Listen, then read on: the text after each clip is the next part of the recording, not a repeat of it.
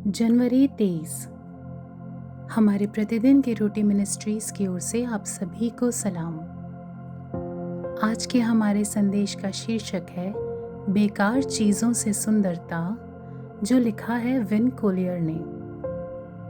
और आज के पवित्र शास्त्र का भाग है मीका 4 अध्याय 1 से लेके 5 आयत तक। अंत के दिनों में ऐसा होगा कि यहोवा के भवन का पर्वत सब पहाड़ों पर दृढ़ किया जाएगा और सब पहाड़ियों से अधिक ऊंचा किया जाएगा, और हर जाति के लोग धारा के समान उसकी ओर चलेंगे।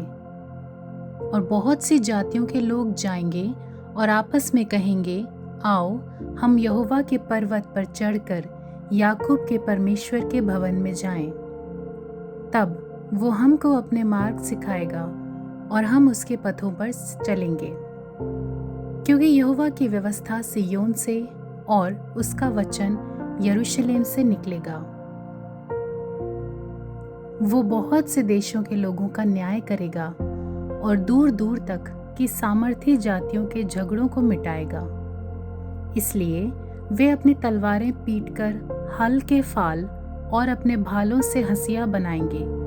तब एक जाति दूसरी जाति के विरुद्ध तलवार फिर ना चलाएगी, और लोग आगे को युद्ध विद्या ना सीखेंगे, परंतु वे अपनी अपनी दाखलता और अंजीर के वृक्ष तले बैठा करेंगे और कोई उनको ना डराएगा।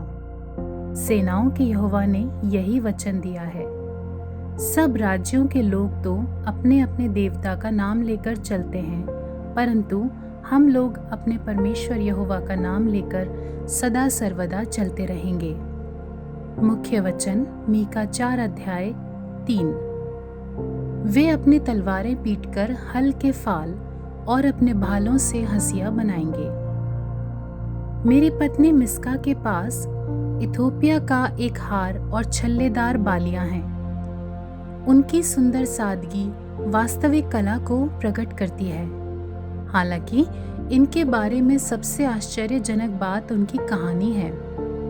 दशकों के भीषण संघर्ष और गृह युद्ध के कारण इथोपिया का भूगोल बेकार हो चुके तोप खाने के गोलों और कारतूसों से भरा पड़ा है।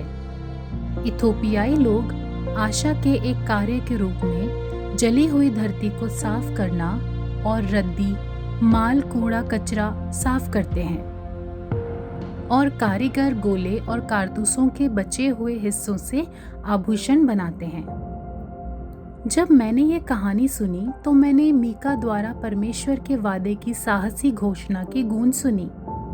एक दिन भविष्यद्वक्ता ने घोषणा की, लोग अपनी तलवारें पीटकर हल के फाल और अपने भालों से हंसिया बनाएंगे। मारने और अपंग करने के लिए बनाए गए उपकरण परमेश्वर की शक्तिशाली कार्रवाई के कारण जीवन का पोषण करने के लिए बनाए गए उपकरणों में बदल जाएंगे। परमेश्वर के आने वाले दिन, भविष्यद्वक्ता ने जोर देकर कहा, तब एक जाति दूसरी जाति के विरुद्ध तलवार फिर न चलाएगी और लोग आगे को युद्ध विद्या न सीखेंगे। मीका की घोषणा की उस समय में कल्पना करना हमारे समय से अधिक कठिन नहीं था।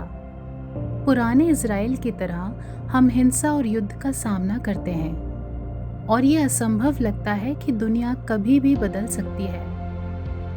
लेकिन परमेश्वर ने हमसे वादा किया है कि उनकी दया और इलाज से ये आश्चर्यजनक दिन आ रहा है। तो फिर हम अब इस सत्य को जीना शुरू कर दें। परमेश्वर अब भी अपना काम करने में हमारी मदद करता है, बेकार चीजों को सुंदर चीजों में बदलकर। आपने कहाँ बुराई को परमेश्वर के प्रेम से परिवर्तित होते देखा है? आप बेकार चीजों को सुंदरता में कैसे बदल सकते हैं? प्रिय परमेश्वर, कृपया हमारी दुनिया बदल दें। यहाँ सुंदरता लाने के लिए मेरे द्वारा काम करें। आमीन।